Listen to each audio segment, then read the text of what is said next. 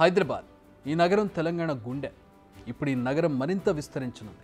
ఇప్పటికే దేశవ్యాప్తంగా వెలుగుతున్న భాగ్యనగర కీర్తిని మరింత పెంచేందుకు కాంగ్రెస్ ప్రభుత్వం రెడీ అయింది.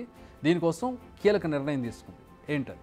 గ్రేటర్ హైదరాబాద్ మున్సిపల్ కార్పొరేషన్ ఇప్పుడు దీని విస్తీర్ణం 650 చదరపు కిలోమీటర్లు. ఇందులో 7 కార్పొరేషన్లు, 33 పంచాయతీలు, సికింద్రాబాద్ కంటోన్మెంట్, టీజీఐఐసి కూడా జిహెచ్ఎంసీలో విలీనం కానున్నాయి. వీటన్నింటి విలీనంతో జిహెచ్ఎంసీ పరిధి 2053 చదరపు కిలోమీటర్ల పరిధికి పెరగనుంది. అంతేకాదు, జిహెచ్ఎంసీ లిమిట్స్ పరిధిలోకి రానున్న జనాభా కూడా 1,02,00,000 నుంచి 1,29,00,000కి పెరగనుంది. ఈ విలీనం జరిగిన తర్వాత ముంబైను మించిపోనుంది హైదరాబాద్ నగరం. అంతేకాదు, జనాభాలో ఢిల్లీ, ముంబై, కోల్కతా తర్వాత 4వ అతిపెద్ద నగరంగా హైదరాబాద్ నిలవనుంది.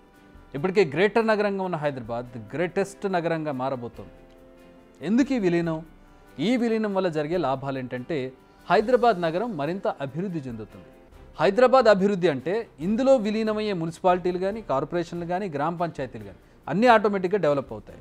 దీనికి సంబంధించిన తీర్మానాన్ని ఇప్పటికే అసెంబ్లీ ఆమోదించింది.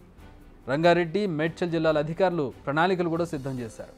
నిజానికి ఔటర్ రింగ్ రోడ్ వరకు ఉన్న ఏరియాను డెవలప్ చేయాలని సీఎం రేవంత్ రెడ్డి టార్గెట్గా పెట్టుకున్నారు.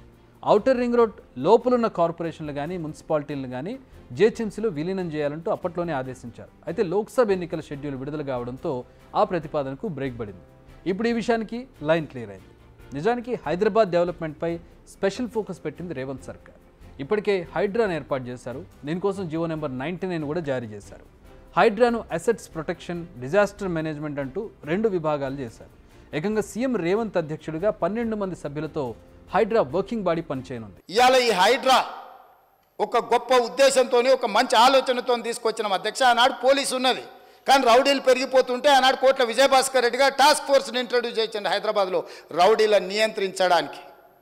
ఓనాడు చంద్రబాబు నాయుడు గారు హైదరాబాద్తో పాటు సైబరాబాద్ ఉండాలని అక్కడ పోలీసింగ్ వ్యవస్థను కొత్త కమిషనరేట్ను క్రియేట్ చేసిండు. ఆ తర్వాత ఎస్ఓటి సైబరాబాద్లో వచ్చింది, ఎస్ఓటి రాచకొండలో వచ్చింది అధ్యక్ష. ఎందుకంటే ఈ అరాచక శక్తులను అందరిని కూడా నియంత్రించడానికి, అసాంఘిక కార్యకలాపాలను ఆపడానికి. అట్లనే యాంటీ కరప్షన్ బ్యూరో వచ్చింది, అట్లనే విజిలెన్స్ అండ్ ఎన్ఫోర్స్మెంట్ వచ్చింది, అట్లనే ఆక్టోపస్ వచ్చింది, అట్లనే గ్రే హ్యాండ్స్ వచ్చింది.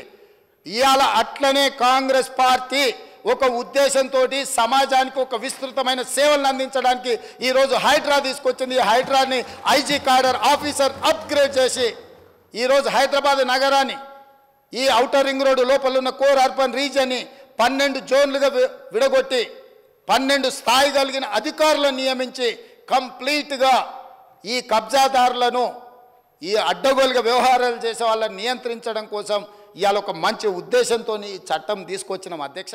ఇక ముచ్చర్లపై సీఎం రేవంత్ స్పెషల్ ఫోకస్ పెట్టారని చెప్పాలి. ముచ్చర్లలో న్యూయార్క్ను మించిన మహానగరాన్ని నిర్మిస్తామంటున్నారు.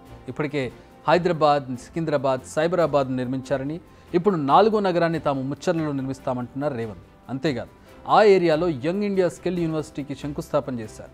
ఎయిర్పోర్ట్ నుంచి మెట్రో లైన్ అనుసంధానం చేస్తామన్నారు.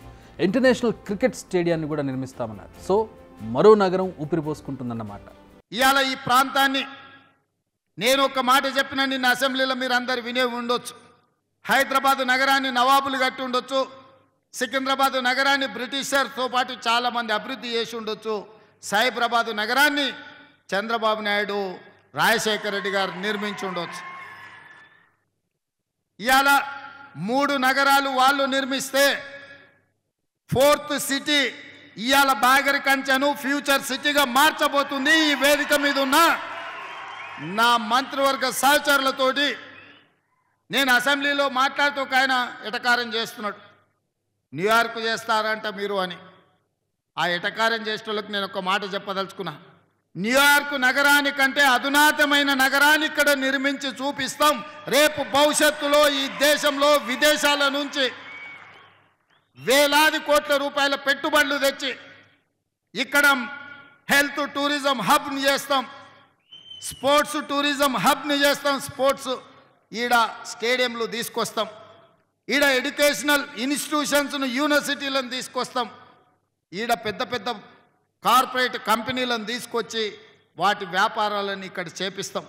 ఇక్కడ ప్రతిదీ డెవలప్ చేస్తాం. మన ఈ ముచ్చర్ల ప్రాంత భూమి కానుకొని కడతాలు, మహబూబ్ నగర్ జిల్లాలో ఉన్న ఆమంగల్ కడతాలు ప్రాంతంలో ఉన్న వేలాది ఎకరాల ఫారెస్ట్ ఏదైతుందో అర్బన్ ఫారెస్ట్ కింద డెవలప్ చేసి నైట్ సఫారీని కూడా అందులో డెవలప్ చేస్తాం. పర్యాటకులు ఎక్కడున్నా ఇక్కడికి వచ్చి చూసే విధంగా చేస్తాం. అంతేకాదు ముచ్చర్లలో నెట్ జీరో సిటీ డెవలప్మెంట్కి కూడా అప్పటికే ప్లాన్ రెడీ అయింది. 14,000 ఎకరాల్లో 10 హబ్బులుగా నిర్మాణాలు చేపట్టనుంది. మొత్తం 13,973 ఎకరాల విస్తీర్ణంలో నెట్ జీరో సిటీ ఏర్పాటు కానుంది. భవిష్యత్తులో ఈ విస్తీర్ణం పెరిగే ఛాన్సెస్ కూడా ఉన్నాయి.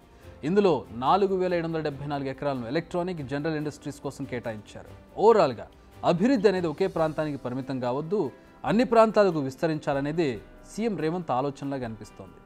గ్రేటర్ నగరాన్ని గ్రేటెస్ట్గా మలిచేందుకు ఆలోచన బాగుంది, అడుగులు పడుతున్నాయి. ఏ మేరకు అభివృద్ధి చెందుతుందో వేచి చూద్దాం. బిగ్ టీవీ అవుట్లుక్ కథనాలు నచ్చితే వెంటనే బిగ్ టీవీ ఛానల్ ను సబ్స్క్రైబ్ చేయండి.